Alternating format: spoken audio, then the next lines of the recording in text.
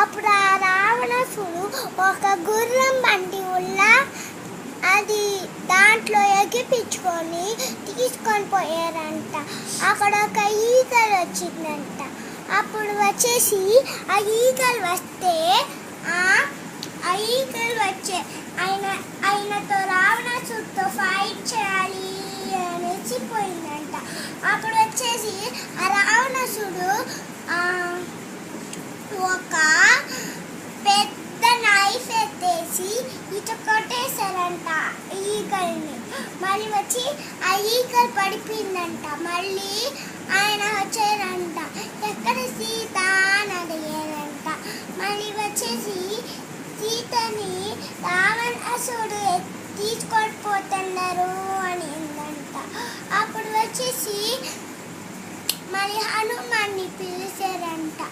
హనుమానే correct ప్లేస్కి పోతారు అనేసి హనుమాన్కి ఒక రింగ్ ఎత్తి ఇచ్చి పంపించారంట ఆయన రింగు.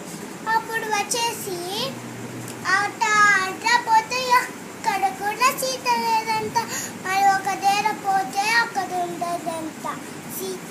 మళ్ళీ వచ్చేసి పైన చెట్టు పైన ఉన్నాయంట. మళ్ళీ రావణాసుడు పోయేశారంట.